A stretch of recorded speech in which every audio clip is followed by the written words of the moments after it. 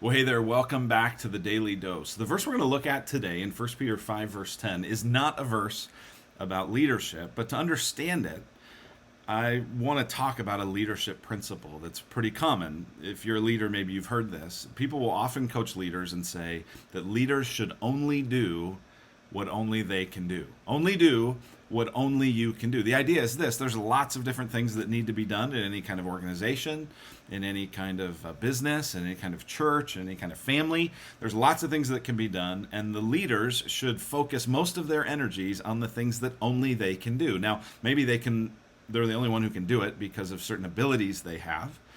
More often, there's certain things that someone only can do because of the role they're in, right? There are certain things only mom can do. There are certain things only the head coach can do. There are certain things that only the principal can do. There are certain things that only the lead pastor can do, not because those people are smarter or more talented in many cases, but because of their role. And today we find something that only God can do. You know, they tell you as well in leadership that if someone else can do something like 80% as well as you can do it, you should delegate it to them. You should empower them to do it. But here again, we find something that only God can do. This is something he can't delegate.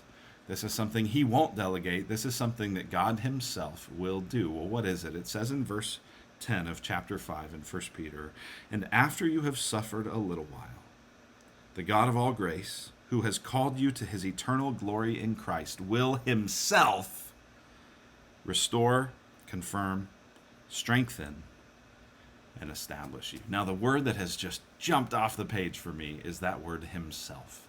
God himself will do these things. He will restore, he will confirm, he will strengthen, he will establish. He's not delegating it. He's not saying, well, an angel could do this 80% as well. No, he is involved in this himself.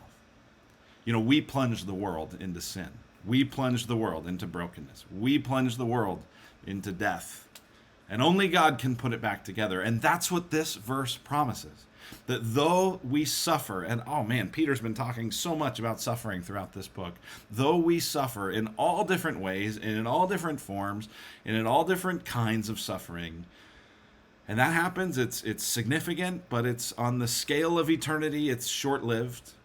And after we've suffered a little while, God himself will restore us, will strengthen us, will put us back together.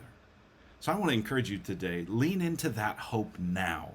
Begin to experience the hope that God himself is involved in making all things new. It began in the work of Jesus. It's going to continue until Jesus returns, and that's your daily dose.